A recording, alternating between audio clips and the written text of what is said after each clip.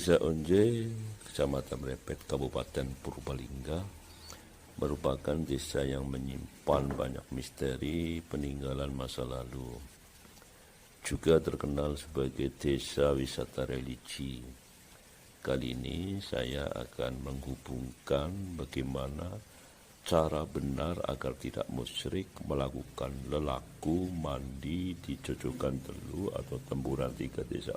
Assalamualaikum warahmatullahi wabarakatuh.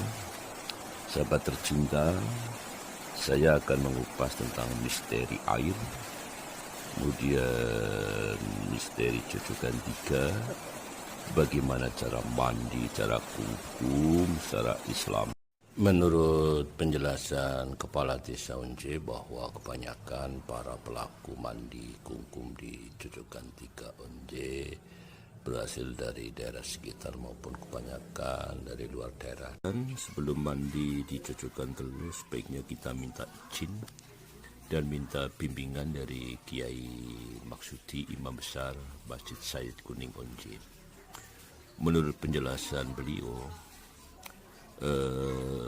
tempat itu adalah tempat pemandian para raja, yaitu Adipati Anyokropati beserta keluarganya, juga para mubalik terdahulu setelah era Syekh Subakir, yaitu Syekh Sambuddin, kemudian para wali seperti Kanjeng Sunan Kalijaga, Sunan Kudus, Sunan Bonang, dan lain. Ada 4 wali yang mandi di situ, mandi kungkum, berzikir, kemudian berwudu, munajat pada ilahi, menyerahkan diri kepada ilahi tanpa melakukan kemusyrikan apapun. Kemudian setelah itu beliau itu melaksanakan ibadah di musola langgar yang sangat sederhana, yang lokasinya sekarang itu adalah cikal bakal Masjid Said Kuning. Menurut beliau niatnya cukup simpel, seperti Bismillahirrahmanirrahim, nawaitul husalil hajati sunata lillahi ta'ala. Sebutkan apa niat kita, niat mohon barokah, mohon hidayah, mohon rahmat, mohon ridho, mohon rezeki, mohon kemurahan Allah Subhanahu wa Ta'ala. Jangan melakukan kemusyrikan apapun, jangan melakukan perbuatan yang neko-neko.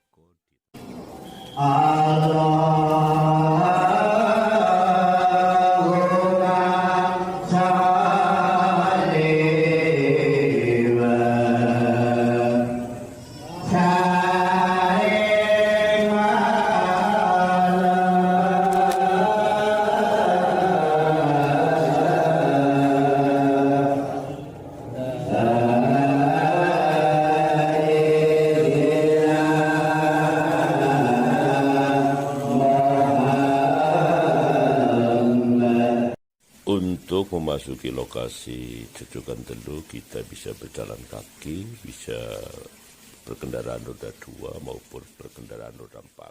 Menurut penjelasan masyarakat bahwa sungai pertama itu sungai Telahap itu rasanya cukup hangat. Kemudian sungai yang paling tengah itu adalah sungai Paingan, itu rasanya cukup dingin. Kemudian yang paling panas adalah yang paling sebelah kiri adalah Sungai Paku. Punten, nek lepen niku lepen apa nika? Niki Paingan. Oh niki Paingan ya niki kok? Niki Telahap. Niku lepen Telahap nggih. Telahap nggih. Sing arah saking pundi niku? Ah, saking Telahap niku. Sing Kilen, Gunung Slamet juga nggih. Sedanten iki saking Kilen. Sing Gunung Slamet. Jenenge Telahap jebel lepen Telahap. Pokoke iki Gunung Slamet. Gunung Slamet terus doyo niki. Wah, itu lepen Telahap jenenge. Niki nang Paku lan saking Cipaku. Nek sebelah niku sih napa Bapak? Said Kuning niku. Mboten niku Dakon. Dakon. Nggih Dakon niku kan Amiruddin. Amiruddin sinten? Amiruddin nggih Mbah. Mbah Amiruddin jenenge. Sing nunggu niku. Nggih. Cok makam iki nek Mbah Amiruddin niku makam. Oh, niku cok medeni mboten? Mboten to. Lho, mboten tau nyoba. Situasi di sini rasanya gimana? Damai ya? Damai ya? Cuk ya? Iya, tapi anak-anak muda sekitar sini malah jarang sini nggih. Malah aneh, kenapa orang lain yang keluar sini nggih? Ada baiknya sebelum kita melakukan ritual kungkum atau mandi dan berwudu di Cocokan 3, kita memahami energi yang ada di situ yang berasal dari ion, senyawa, molekul, maupun mineral dari 3 sungai yang merupakan energi alam berasal dari Tuhan. Kita tahu bahwa unsur kejadian manusia itu terdiri dari 4 unsur menurut hasanah Islam. Pertama adalah unsur turab atau unsur tanah, kemudian unsur udara atau angin, ketiga unsur cahaya nur atau sinar, dan yang terakhir unsur air. Orang Islam sangat berdekatan dengan air di dalam melakukan sesuci dan lain-lain. Unsur-unsur kimia, ion-ion dan senyawa daripada air tawar meliputi zat kapur atau kalsium hidroksida CaOH2, kemudian zat besi yaitu FeCl3, zat timah hidroksida yaitu SnOH4, magnesium hidroksida yaitu MgOH2, tembaga atau sulfat yaitu CaCO3, sodium yaitu NaOH yang merupakan senyawa, kemudian unsur klorida, klorin yaitu C2OH IgN4. Jadi betapa istimewanya sumber-sumber ilmiah kimia unsur sama air jika digabung menjadi satu. Riset ilmiah dari Dr. Masaru Emoto, Hado Institute Tokyo tahun 2003, beliau menciptakan istilah air sebagai energi Hado, ya, energi positif dan negatif pada air. Dr. Masaru Emoto telah mengadakan riset observasi sekitar 2000 contoh air di dalam permukaan bumi. Ternyata hasil temuan membuktikan bahwa air itu akan membentuk fotokristal, di mana partikel molekul air ternyata bisa berubah-ubah tergantung perasaan manusia yang di sekelilingnya. Artinya, pengaruh perasaan secara tak langsung mengisyaratkan perasaan terhadap molekul air yang terbentuk oleh adanya ikatan hidrogen. Itulah keistimewaan air di mana perasaan kita bisa masuk sesuai dengan harapan kita. Di dalam hasanah budaya pewayangan Jawa ada istilah air perwitasari atau banyu perwitasari. Banyu artinya air, perwita itu bersih, sari itu inti. Air ini merupakan air persinan suci yang dalam tasawuf Jawa atau budaya Jawa disebut air kehidupan. Sumber cerita Jawa ada pada lakon pewayangan Bima Suci.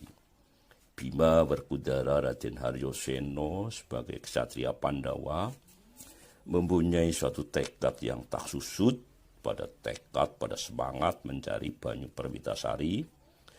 Dia mampu menyingkirkan segala halangan, rintangan, keraguan, tantangan, ketakutan, yang semuanya menyatu pada kesungguhan, pada pencairan air kehidupan, yang akhirnya dapat menyeram pada proses kehidupan pencarian banyu perwitasari, yang akhirnya dia memperoleh jati diri manusia sebagai diri sendiri dalam sebagai hubungannya dengan Tuhan. Sebagai hamba makhluk Tuhan, ternyata alam cipta rasa karsanya itu lebih luas daripada alam semesta. Saudara sekalian yang saya hormati, berbicara tentang air tidak lupa daripada anugerah Allah. Seperti sabda Allah dalam surat Al-Bayyinah ayat terakhir, Bismillahirrahmanirrahim. Innalladzina amanu wa amilu solihati ulaika hum khairul bariyah jazaohum 'inda rabbihim jannatun tajri min tahtihal anhar khalidina fiha abadan radhiyallahu an wa radu an dzalika liman khasya rabbah. Allah akan memberikan anugerah balasan terbaik bagi orang yang beriman dan mengerjakan amal soleh. Apa? Yaitu surga yang mengalir sungai-sungai di bawahnya. Aliran air, kandungan air. Air Zam-Zam adalah air yang paling istimewa di muka bumi. Tetapi dicocokkan telur, sumber-sumber senyawa, ion molekul yang berasal dari 3 sungai menyatu di dalam kedung cocokan tiko. Kemungkinan besar nyatunya itu merupakan energi alam. Kita kungkum di situ, mandi di situ, berwudu di situ, menyerap energi alam. Dengan apa? Dengan cara zikrullah. Allah bersabda, alladzina amanu wa tatma'inu qulubukum bi dzikrillah. Ala bi dzikrillahi tatma'inu qulub. Orang-orang yang beriman, ya. Orang-orang yang beriman, hati mereka menjadi tenang dengan cara apa? Mengingat Allah, berzikir kepada Allah. Ketahuilah bahwa berzikir kepada Allah itulah yang menjadikan orang hatinya menjadi tenang. Ketika hati sudah menjadi tenang, menyerap energi alam dari kandungan air dicocokkan telur, itulah hening cipta kita, hening cipta rasa kita, neng cipta rasa kita. Itu menyatu kepada kehendak alam, kehendak Tuhan. Selalu mohon pada Allah Subhanahu wa Ta'ala. Dengan cara kita pertama-tama niat nawaitul husla lil hajati sunata lillahi ta'ala. Sebutkan tujuan kita. Jangan lupa minta barokah. Seperti dalam surat tahiyat terakhir. At-tahiyatul mubarakatus sholawatut thayyibatu lillah, sholawatut thayyibat. Assalamualaikum ayyuhan nabiyyu wa rahmatullahi wa barakatuh. Kita selalu mohon Allah, barokah Allah, ridho Allah. Begitulah, semoga teman-teman yang mandi di cocokan telur bisa mendapatkan manfaat.